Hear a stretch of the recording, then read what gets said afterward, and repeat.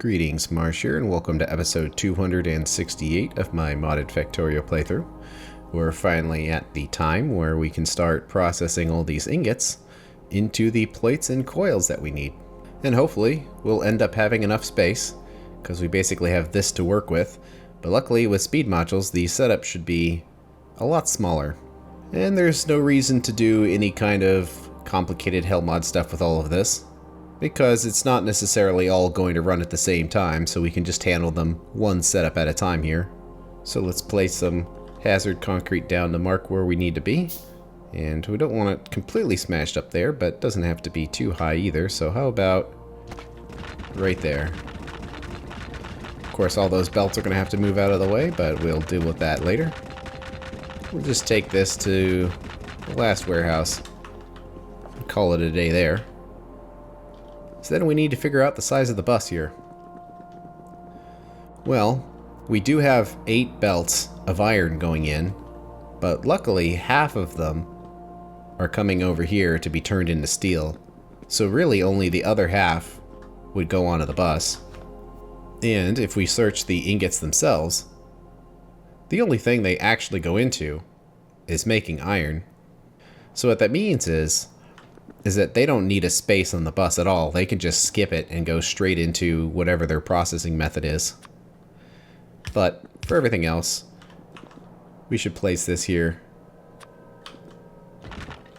to get an idea of size, because we don't want to make this any bigger than it has to be. So why reserve spots for a resource that's never going to be on here? But we do kind of need to figure out the positions of where everything's going to go, because with this iron, we're going to have all these different methods of making it. Potentially adding manganese to it, potentially adding silicon. And I guess since we have the resources for this, we'll add it in, even though probably won't be doing it because cobalt is too difficult to make, and we're never going to be overloaded on it. So no matter how bad nickel gets, it's almost never worth making cobalt for this. I guess we can check, but I'm thinking not. It depends on what resources cobalt makes as a byproduct. Well, if we did it with ferrous dust sorting, it would actually make nickel, which could also go into it. But you can kind of see how if we're overloaded on nickel, doing ferrous dust sorting to make cobalt to get rid of nickel isn't actually going to get rid of nickel, because it will also create some. So there's kind of no point in doing it that way. And the other way is with givelite crystals, and I guess. But the problem is like, alright, so we're trying to save on iron, so we're using cobalt. Meanwhile, we're making 3 iron for every 1 cobalt. So that kind of defeats the purpose too. So really the way I look at these processing methods is I only use them if we're going to be overloaded on the relevant resource. Not be producing ores just to use less iron. Because otherwise things can get really weird, and we have all of that logic on the ore bus already. So we kind of want to trust it that it will keep things sorted out. And we really only want to use these alternate methods for producing things when we have too much of the input resource. But we kind of need to decide where all these belts are going to go. So what about copper? Copper certainly is going to go into a bunch of things. Bronze, brass, solder, gunmetal, even aluminum. But, kind of like with iron, half of these belts are going straight into making copper. So we don't need to reserve 8 spots for this. We only need to reserve about 4. Because the other 4 can kind of just go straight up and into making these coils for sheets and these coils for wires. And then the other 4 can go down the way for anything else they need. Plus, when you consider using warehouses as efficient splitters, there's kind of no point in sending any more than 6 belts at a time, just because it makes using one of these and a bunch of fast loaders not very efficient, because you need to have 2, and then it gets weird. So, to help me remember, we'll just line them up now.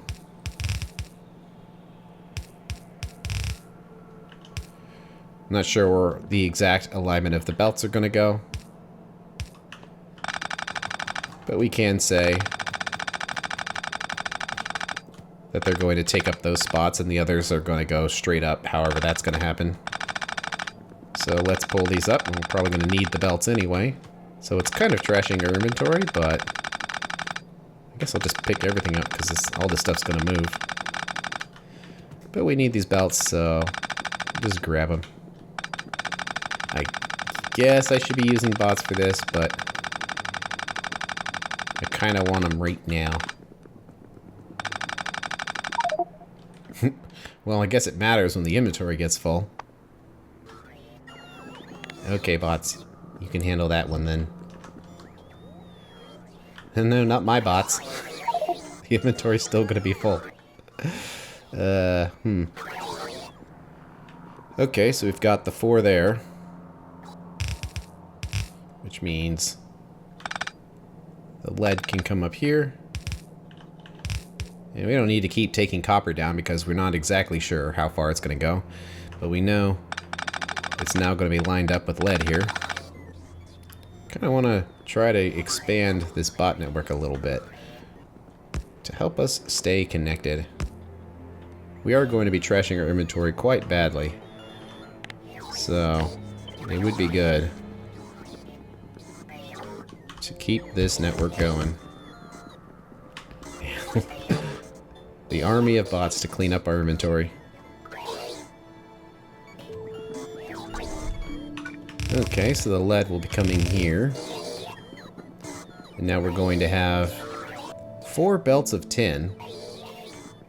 But what is the tin going to go into? Potentially a lot in itself, but at this point it's going to be hard to tell where all the setups are going to be. Because we don't know if these setups are going to be wider or narrower than these. So at this point, we probably need to send them down. But having 4 isn't too bad. I just didn't want to have like 8.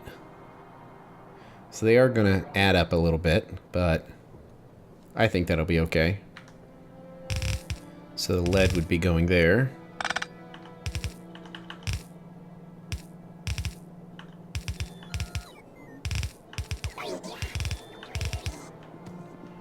Hey, one of those belts lined up anyway. Or 2 of them, I guess.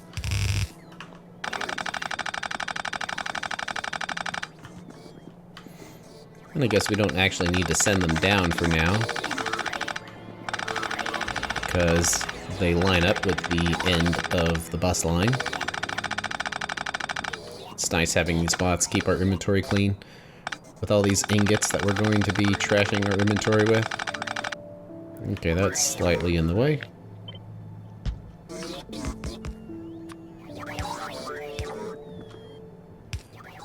Okay, we're making some new bus lines here. Let's figure out where they would go. You're right here. So we'll extend this backwards. And this one forwards. And I'm thinking it's definitely possible that these train stations might be in the way. Or that some significant amount of things might need to be moved. We do have quite a bit of space here, but I'm thinking a lot of these train stations would end up being moved anyway, just because, believe it or not, that's actually the biggest thing right now, and look how far out they extend compared to the ingot processing. So there's kind of no point in making this so wide if we can squish it down. So I was kind of expecting to move some of it. And there's definitely room here, intentionally, for this to expand. So if we have to use a bunch of landfill and move all these train stations, then so be it. At least this is the last stage of the ingot processing for now. So we don't need any more space beyond this, so I'm okay with this expanding. Alright, and some of these are probably going to turn the other way, but that's okay. That's got signals on it and whatever, but we're going to change all that, so it doesn't really matter.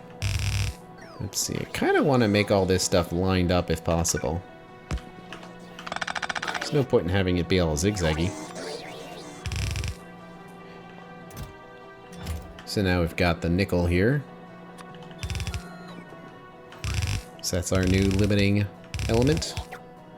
Send it up there and just trash all of this, I suppose. We're going to basically be rebuilding this stuff. it'll be similar, but I don't think it's really worth trying to save it all. And these setups are squished a lot closer together. Hopefully I don't regret that. I was just worrying about it butting up in here, but at some point we're going to want to expand these with the higher ore processing types, but it's not that important because these were sized not with our current production speed, but with the ability to do 60 a second. As you can see here, we'll be doing 72. So the only thing we'd be losing out is on the efficiency increases, not the speed increases. So this will hold up for our later expansion with direct ore sorting. Okay, we've got silicon here, 4 belts of it. And we need to make sure we have at least some in the warehouse. So let's just line up the connection points correctly.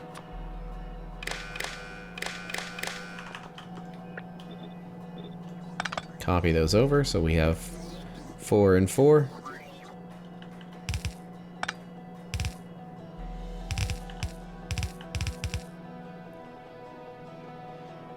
And there's our new set of belts.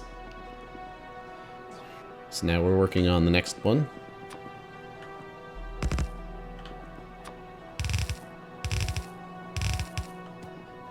We might as well extend it up again to see where it's going to be. And since it's going to be up here, might as well trash all of that. And we've got to start chopping up all of this now. It's a little worrisome that it's getting this close, but what can you do? See, that is not connected. Well, I guess that makes sense. So it needs to be on this side.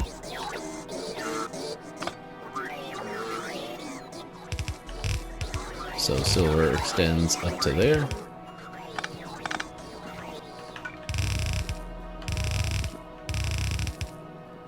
And there is the aluminum.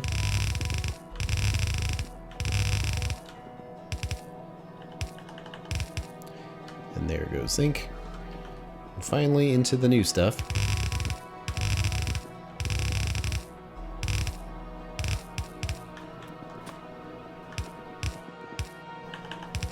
They awkwardly take up 1 belt on each side here. But what can you do?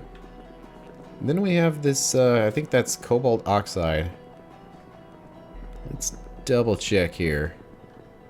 Yeah. And that's basically needs to be sent straight to a train.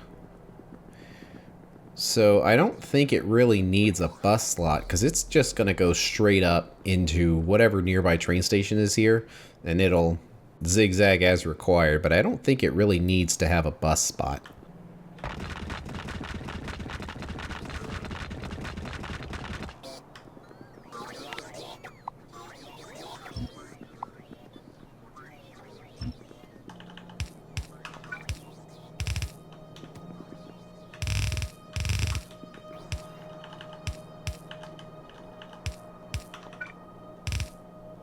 There we go. Now we know the exact spots, and I guess we have a few extra belt slots in here if we think we really need them for something. Well, I'm kind of worried now that all of the processing needs to happen in this one little spot. I'm thinking there's not going to be enough space because there's basically 2 steps to that you can't even see anymore because it's getting deleted. One of them is turning the ingots into liquid form and doing the different alloys. And then the other step is actually turning it into the coils. So some things might be needing to be moved here. So what doesn't have a spot? Interesting, an ammo magazine. That must have fallen on the ground or something. Not sure. Well, one other thing we can do then, if it doesn't have a spot, is to just put this over here somewhere. So it has somewhere to go. Well, let's start with iron here. It looks like we already kind of calculated it to an extent. And we have 2 different ways of handling the coolant. One is to handle it at each setup, and the other is to handle it at one giant cooling setup somewhere. but probably should handle it at each individual setup because the flow rates could potentially get very high. And looks like this is already set up for doing this here. I don't think we put any speed modules in here. So that definitely helps. Oh man, that's almost a 1-to-1 ratio. But it kind of doesn't matter. So the one speed module's enough here. So I guess we'll do an efficiency in there. And also probably it will have its own filtration unit as well. Although that's handling it with coal filters. Is there any other way of doing it? Unfortunately, we don't have access to the ceramic filters. Yeah, and that's going to be purple science. So it's just around the corner, but for the purposes of this, it has to be with coal filters. So all those numbers are fairly small. However, this machine, the one that makes the replacement coolant, could potentially be done elsewhere because you see that this whole setup is going through basically about 350 coolant. But the actual input coolant that it's going to need is relatively low. So I think we can do that on one pipe at the end, because then that would simplify the setup to where we'd only deliver the base mineral oil there, presumably with a train stop or something, and water, which would be nearby. And then the coolant would just go down the line and hit every location it needs to. So we can calculate that kind of at the end. But the other thing we have to think about is handling the different alloys. And this is where it gets kind of complicated because this isn't the only thing that this setup needs to process. And a lot of it got torn out, so there's not much to really compare anymore. But here's kind of an example where these were the manganese ores coming in, being handled by this inner set. And then the outer set handled the normal processing. And in theory, this is something we can use the crafting combinator mod for, similar to how we did it down here with our crystallizer setup, to where one set of crystallizers can handle all of the different recipes. And that works okay here, because we'd only ever want one specific recipe to run. There'd never be a situation where we'd want more than one recipe. So this works fine. But for ingots, it works a little differently, because we might actually want to have more than one method running at the same time. So here's an example. What happens if we have some manganese ore? Enough that this can run to an extent, but it's not enough to fill this up all the way. Well, if we only had one set of machines with one recipe, it could either do it with manganese or with not. So if either of those methods is decided to run, but it doesn't have the full 100% input requirements, then it just won't run at full speed. Where if we have every setup, they can be hooked up to a tank here and then have logic to control which ones run. So I think this kind of setup will work a lot better here. So I don't think we're going to be using crafting combinator, and unfortunately doing it this way means it has to be a lot bigger because you need all these different processing methods. But it's probably going to be a very wide setup, just because it's going to be belt limited, because we're going to have 4 input belts of iron here, and this is almost certainly in the way, so I guess just tear it out. And now that we know where the end of the bus is going to be, I guess we can kind of place these in here now, although I should probably place them close enough to where the wires actually reach.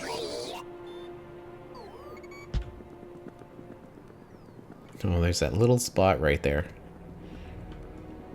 That is super annoying. There we go. So until all this gets pulled out, I guess we'll just use the spot in the middle here. If we look at the different methods available to us, the first one is just with iron ingots. But it's important to note that these alloys are actually much faster. So each one of these has the same crafting time of 4 seconds. But you see the output increases to where with the 1 ingot, you get 120 out and 12 go in. But with these ones, it's 12 and 12, and then you get 240. And this is also 12, 12, 12, but you get 360. So the setups become denser just by using more input ingots. So that is certainly an advantage. So doing the math is fairly easy, where it's just half of the number of machines for the 2 ingots one, and then a third of the machines for the 3. So hopefully we don't need to plan every single one in here. But we can go with this to where we need our 6.67, and that's using 4 belts of input, but luckily it goes into a pipe. That's basically maxing it out. So we need 6.67, so I suppose that's just going to be 8 of these. Outputting into the middle, and they're going to require 2 belts of input, and it's basically going to be mirrored on the other side here.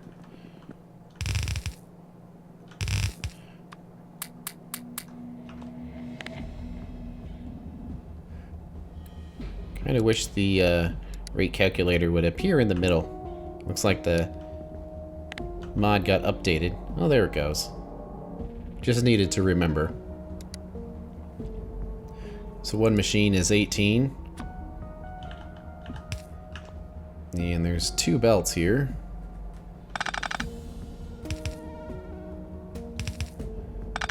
So we could probably do this.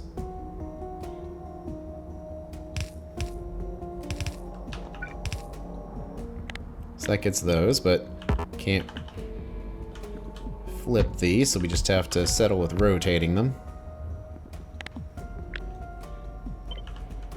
These can be flipped. Although, not sure if we'd want to put them on this side. Actually, I don't think I want to, because I think we can share some belts if we flip them like this. So we will do it this way. Hopefully it works out. The bots are still working on that. And this needs to have an output of 1200.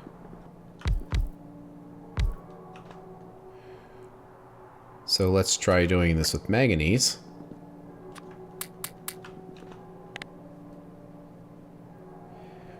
You can see that that does not have enough.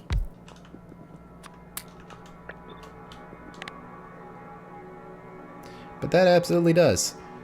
So when we needed 6.67, now we needed half that. 3 something.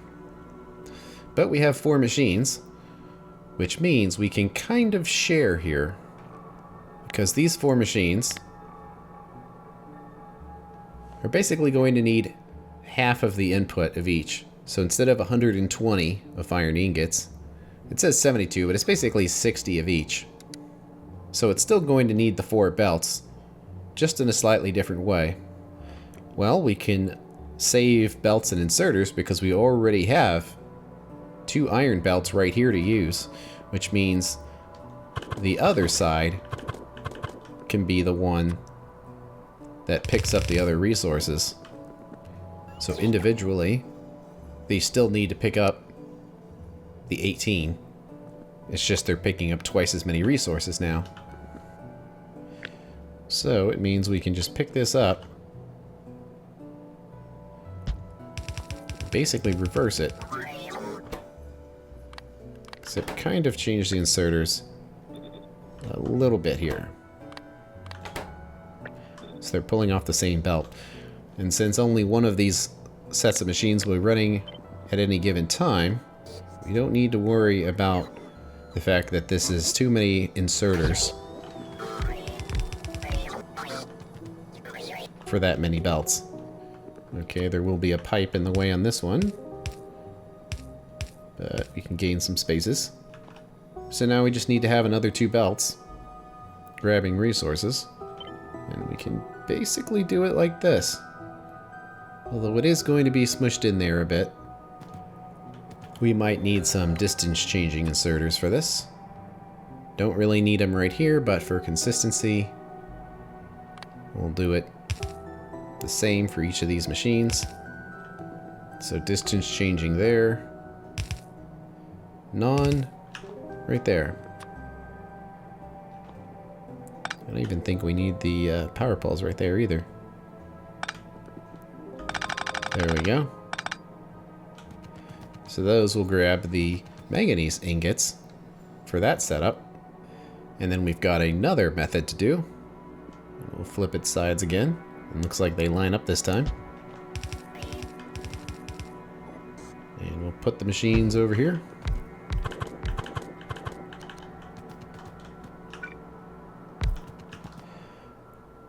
This time we need to switch it out for silicon.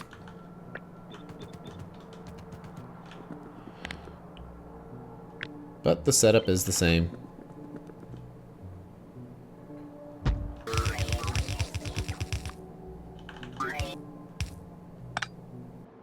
Okay, and that handles silicon. So, the 8 machines in the middle are taking input of iron from these 4 belts, while the machines on the ends are handling manganese and silicon. They'll also take their iron from this belt here, but they'll take their extra resources from the sides. And that works pretty well for this number of machines. So now the question is, do we want to add this other method for making iron? And it kind of sucks, but we probably want to add it in because it's difficult for us to make cobalt right now. But what happens when we get direct sorting with our next tier of science, which really is only waiting on us producing these resources and getting them onto the science bus? Once we can directly sort cobalt, then that means this would be a more relevant way of processing iron. And it's important because nickel is almost perpetually overloaded. And it goes down when we're doing military research, but it's almost always one of the highest resources that we have. And this is actually a legit way of getting rid of it. So it would kind of suck if we wanted to add this later, but then there wasn't enough space in the setups to do it. So we kind of really want to add it in. And due to how fast it's going to be, I'm guessing we're only going to need like 3 machines maybe to make it happen. Just we're going to have to find a way of getting all the belts in here, but let's check this. Oh, that definitely does it. But if we pull one of these out, and now it's not enough, although it's close to how much we'd want it to be, but it isn't enough. However, these are probably going to be seriously input limited because each one of these is going to need 18 of each resource, which is kind of rough because that's essentially 3 inserters times 3. Well, we can do some inserter overlapping here. It's kind of funny looking to do. Let's connect those for now. Where this bottom belt is for these 3 inserters, and then this top belt is for those 3. Because of how fast these go, they actually need to have 2 belts for each type. So we need a total input of 6 belts. So they're probably going to have to receive inputs from both sides for both resources. Which is kind of problematic, because then that means it needs to have 3 inserters for each. So if we add a 4th here, we don't need it for speed reasons, but now we should lower down the individual speed requirement. So we need to handle a total of 40 resources, and each one of these inserters can do, if we hook it up properly, let's just say 8. Which means we need 5 total inserters, but because we have all of these machines, it means we need to have 2 each. So you can kind of see how just the overall speed of this is becoming problematic. Well, maybe we can get our 5 by doing them on each side like this. Then maybe we wouldn't need that one at all. So 8.57 times 6. would give us more than the 40 each that we would need. So if we do that, but because we need 6 input belts,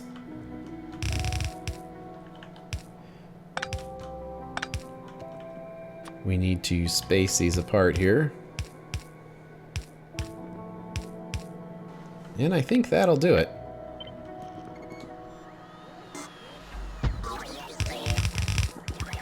I wonder if we should grab the crawler. Assuming it's somewhere nearby. But I don't remember where I left it.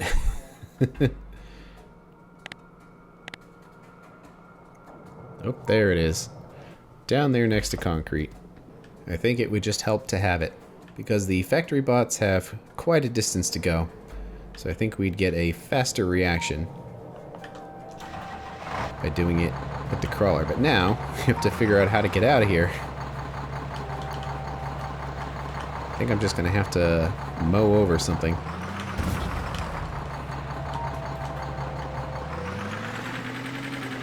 Oh no, it's really trapped in here.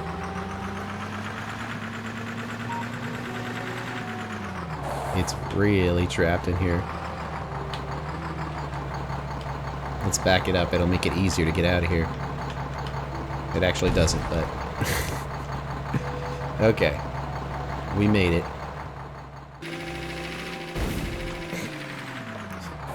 Keep forgetting about pipes.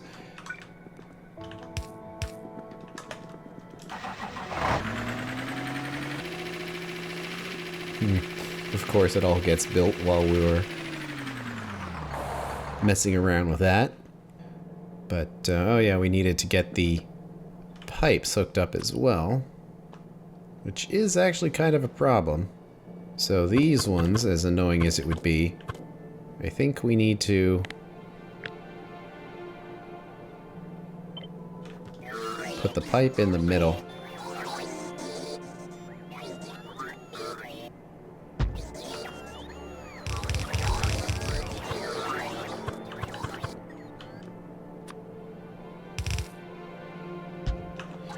Luckily there is space, because there's only 3 of them now.